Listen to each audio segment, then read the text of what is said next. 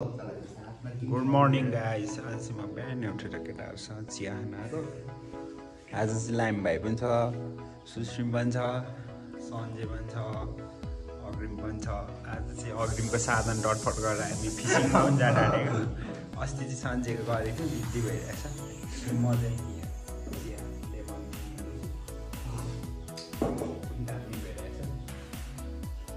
ठिक छ होइन? दुईजना चाहिँ काठमाडौँबाट आएको, त्यही भएर यतापट्टि बस्ने अरे अलिक सिटीबाट आएको। 4 दिन चाहिँ अरूसँग टचिङ हुनु हुँदैन अरे। यिनीहरू चाहिँ दिङलामै थियो क्या यिनीहरू चाहिँ, त्यही भएर हामी माछा मार्न जान आँटेको छौँ। यहाँ अग्रिम र म चाहिँ केटाहरूलाई पर्खिरहेको छु। हाई भनिदेऊ न अग्रिम, केटाहरू कतिखेर आउँछ? पर्खेको कति बेर भइसक्यो, अहिलेसम्म आएको छैन। हामी जाने चाहिँ यही बाटो हो। अब केटाहरू आउँछ, माथि पर्खिरहेको छ डक्टर सरले जाने। अनि तपाईँहरूलाई अहिले बिच बाटोहरू पनि देखाउँछौँ, कस्तो छ के छ। कमेन्ट गरिदिनु होला, सब्सक्राइब गरिदिनु होला हाम्रो सिम्पल भ्लगमा। टोली चाहिँ गइसक्यो, म चाहिँ पर्खिरहेको छु केटाहरूलाई। तल आउँदैछ बाटो त्यस्तो, 3 जना जानुपर्ने माथि। अब आदि छिटो आउन अग्रिम। 18 भएर केटाहरू चाहिँ फेरि हिँड्दैछ है। हल्का पानी पनि पर्नु खोज्दैछ।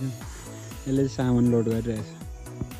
अहिले चाहिँ हामी यहाँ केटाहरूसँग भेट गऱ्यो। अब यहाँ यस्तो बाटो छ जानु आँटेको।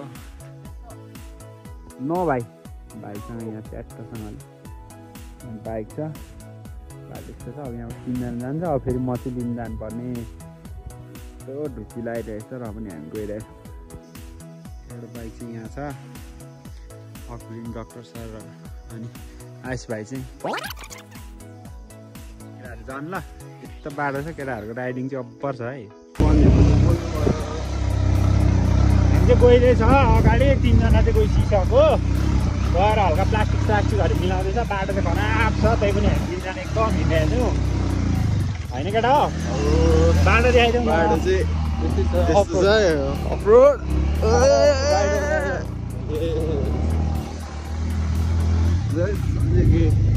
आज चाहिँ हामी 7 केजी माछा मार्ने हो होइन, ढक्कसँग 7 केजी माछा।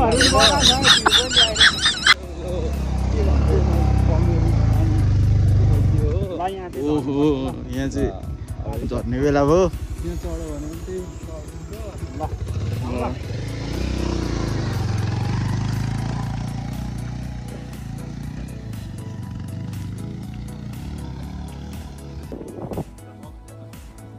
पहिला भन्ने आइपुग्यौँ।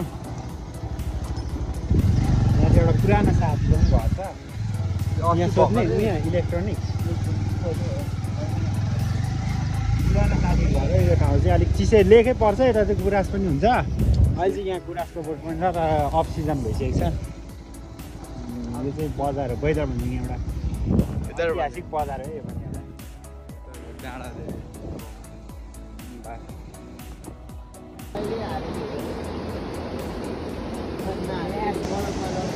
Uno.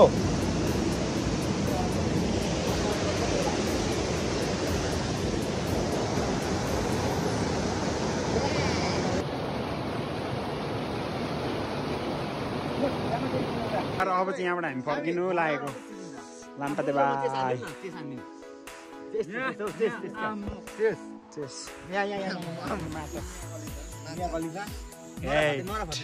आजको फिसिङ है, साधन यहाँ छ, लिन आउँदैछ सुश्रिम न्याप्टु च्याप अग्रिम छिटो मजा भइरहेछ केटा। अब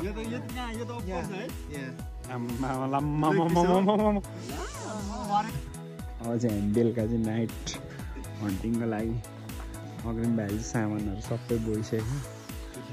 असिम भाइ ठिक छ होइन? ठिक छैन भाइ?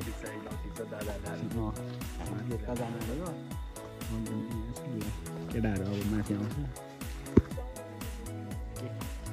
दाउरा बोकेर गइरहेछ है अहिले चाहिँ। अग्रिमले दिस इज गइरहेछ यता। दिस इज म चाहिँ कता दिस इज त देखिँदैन रहेछ नि त। अब बाटोमा एकछिनमा माथि लानुको लागि पानी केटाहरू पर छ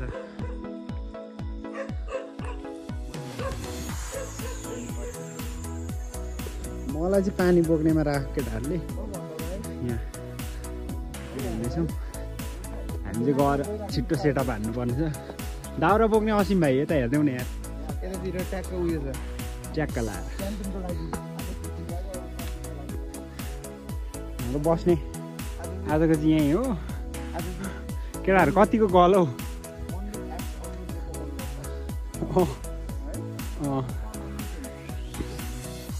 अब चाहिँ बिसाएर हामी चाहिँ आगो फुक्नुको लागि तयारी अवस्थामा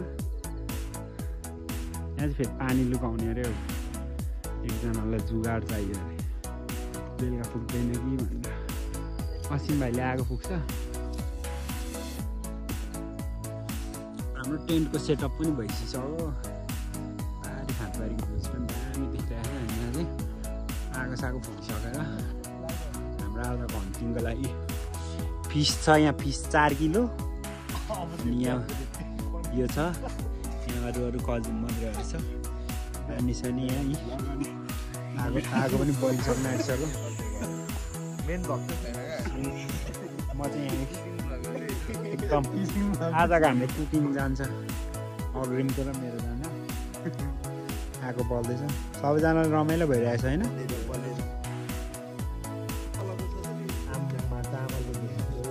यहाँ कुकिङको लागि चाहिँ हामीले राइसहरू ट्याक्क राइस कुकरमा प्रेसर कुकर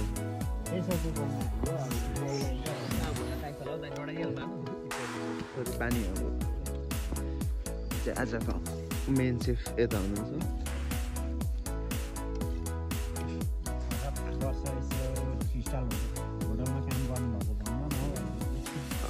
काठमाडौँमा हयातमा 3-4 वर्ष गऱ्यो के अरे द्वारिकामा जान आँट्नुभएको थियो हल्का अलिक आँखाको कमजोरीले फेल खाएर टेस्ट पनि हल्का टेस्ट बर्डहरू दुख्यो अहिले दिङनामै बाहिर ल्याइछु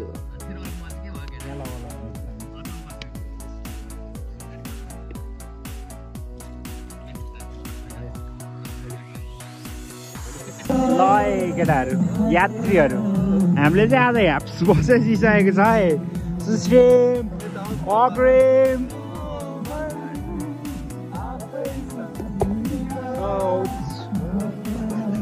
यता को छ मेरो पछाडि अब चाहिँ भात सात बसाएर हाम्रो के छ काम प्याज फ्याज काटेर तरकारी बसाउने होइन अब माछली त्यो पनि असली डाक्टर साहब न्यापथुम कान्छा यता अर्को कान्छा यहाँ ठुले यता ठुले अमर चाहिँ खोइ ट्रेनभित्र आएर बाहिरमा सुताइ छ हामी केटाहरूले चाहिँ बनाउँदैछ गरेको हल्का टाउको दुखेर हामीलाई दिनभरि गलियो सानो गल्यो त केटाहरूले हल्का एकछिन बनाउँछ अनि हामी सब्जी बनाउँछौँ झापझुप होइन एकछिन रमाइलो गर्ने डान्स गर्ने अनि सुत्ने हाम्रो दाइ ओके ल हाम्रो चाहिँ खाना जिम्बेला जिम्यो जस्तो भइरहेछ आधी पाकेर आधी काट्यो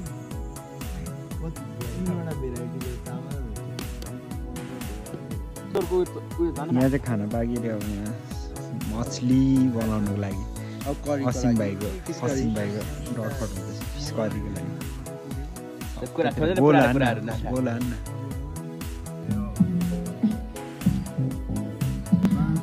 यहाँ हल्का भुट्दैछ नि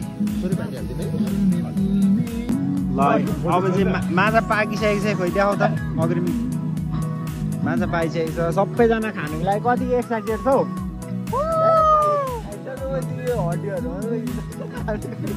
लागेर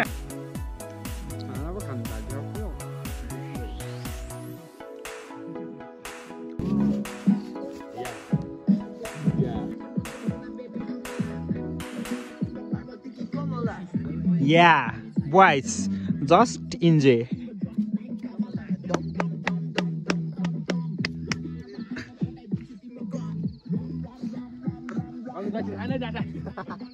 के बोलेको भाइ ब्लगमा के बोलेको त्यस्तो शब्द बोल्नु मिल्छ अब भिडियो अफ गरेपछि बोल्न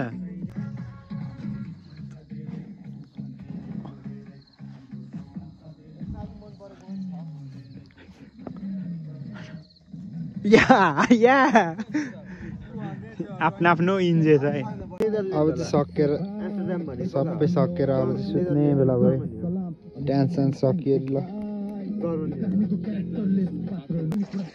आजको लागि चाहिँ